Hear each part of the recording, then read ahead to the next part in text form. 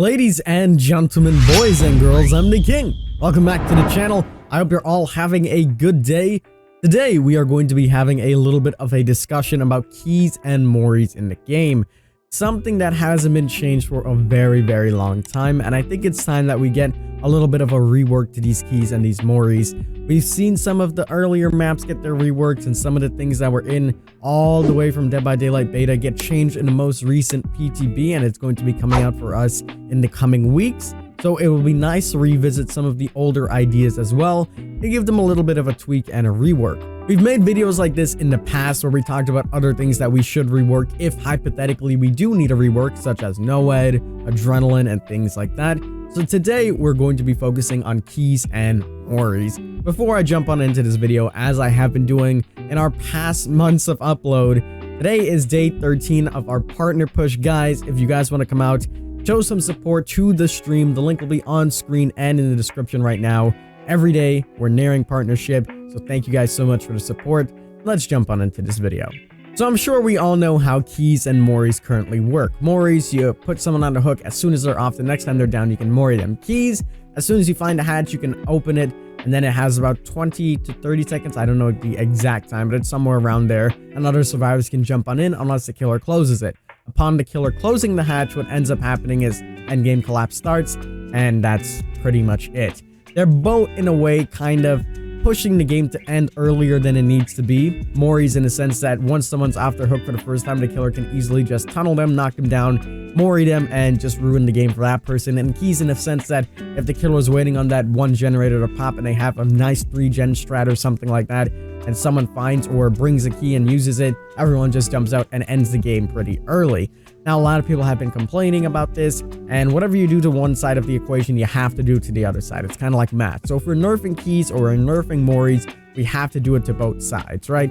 So today I'm going to give you guys my idea and concepts that I've been brainstorming about how we can change Moris and keys. I've probably read a lot of things as well coming on into this video, so if any of these ideas sound similar to ideas you've heard before, it's no coincidence. It's because I've read up a lot of things and I kind of put together everything combined with my own ideas of what I think would work the best. So let's start off with the Moris. How exactly will we nerf the Moris?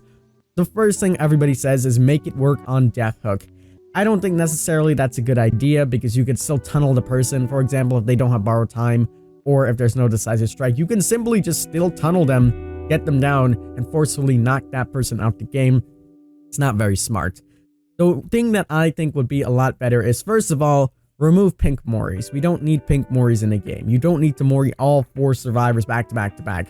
It is insane. You don't need it. None of the challenges revolve around it either. Your daily challenges, even your archive challenges, only require you to Mori one person. So you don't need a Mori that has to Mori all 4 people. In addition to this, for those people that are going to be typing in the comments saying we should just remove the Mori altogether, you can't remove the Mori. The reason why we can't remove the whole Mori is, 1, marketing. This is a big selling point for some of these killers. You know, having this new animation doing something completely different is a big talking point. And plus, it's really damn cool to see anyway. So you can't just flat out remove the Mori. So how exactly will we rework this Mori? Simple. Make it so that everybody needs to be hooked at least once. That's pretty much it. That's all that they need to do. Everybody hooked once, and then you can use the Mori next time. If you want to go to the point where everybody does need to be on death hook to make it a little bit more fair, so that way, you know, they're dead anyways, you can make it so everybody needs to be placed on the hook 2 times. And it works pretty well. It stops you from tunneling down one person, because if you decide to tunnel down that person, you won't be able to Mori them and get them out the game really quickly. You know, you'll just have to hook them again. And then the survivors could do whatever they like. And if they do want to keep the pink Mori, there's also alternatives that we could do. We could mesh these ideas together. We could change it so that the green Mori, everybody needs to be hooked once, and the person that's about to be Mori'd needs to also be on their death hook. And then for the pink Mori, everybody needs to be on their death hook. That's a cool idea or a cool concept that we can mess with. A nice little soft patch to all of that. We recently seen the Moris getting an update where you can't spam it anymore, so it's not too far-fetched that they might rework these Moris. So that is basically my fix to the Moris. It's not too bad. It's not too shabby. I think it works quite well. So we can go ahead and talk about the keys now. And I had a little bit of fun messing around with the key idea. And this is what I came up with. I think it's pretty cool. But if you guys have anything better, let me know in the comments below. So I'll read you what I wrote. Keys can only work for one person. Meaning if you have a key and someone else has a key, only one person is going to be able to use that key. Once you use that key and you jump in the hatch will automatically close. Endgame collapse does not start with this. It does not start. It closes by itself and you're out of the game. Essentially, you're screwing over your teammates if you choose to leave. It's as if you were sacrificed, except you escaped. So your teammates are going to be stuck essentially in limbo, and you shorthanded your team because of this.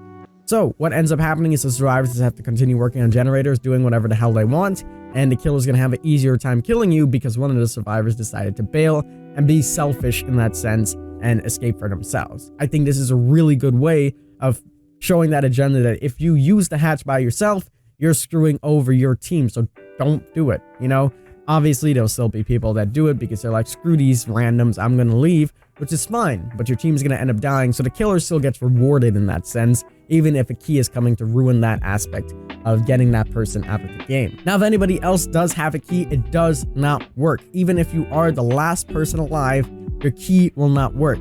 But I do have an alternative to this because obviously that's not fair. When there is one survivor remaining, the hatch will open up again, just like it would normally open up. The killer can close it and force EGC, or the survivor could jump on it and win the game. So the hatch will open back up. That concept's not being removed, but until there's only one survivor remaining, that hatch will not open up.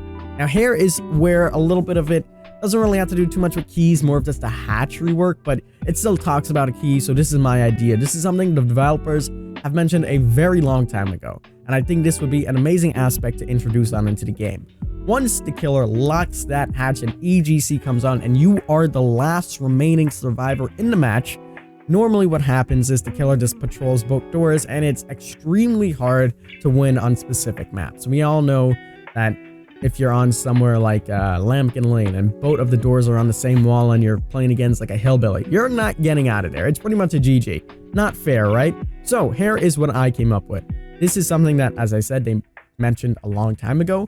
A golden key will spawn in the basement. If you get and obtain this golden key, this key will now unlock the hatch again. However, once you pick this key up, it's just gonna be like a glowing key or something.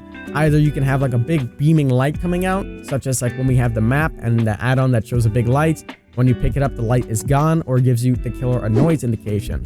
So the killer will now have to patrol both doors and this key, making it so that they have more agendas to cover. And if you do decide to take the key, you can either go to the doors and fake them out, or go straight to the hatch. So it's a pretty interesting concept there. That's what I came up with, and I think it will work pretty well because it forces the killer to actually work on other things rather than just looking at both doors. Sometimes you could stand on a hill, just look at them. Now, if the killer shack is all the way across the map and we know the key's in the basement, you would have to keep a stern eye on that, because if the hatch spawns on that map, is on that side of the map as well, you're forced to go over on that side and take a look at where the hatch is, as well as keeping control over the doors. It makes it a little bit more fair for survivors, as you know, sometimes it can be difficult. And yeah, that is my rework to hatch keys and Moris. Let me know what you guys think in the comments below. Do you agree? Do you disagree? I'm sure we're gonna have a lovely conversation. I would like to know what you guys think. Do you even think keys and Mori should be reworked in the first place? Or maybe you think one of them should be and the other shouldn't? Let me know down below. Remember, we are streaming on Twitch, so if you want to talk about it, come on over as well. As always, I'm the King. I tip my crown to you guys, and we'll see you in the fog.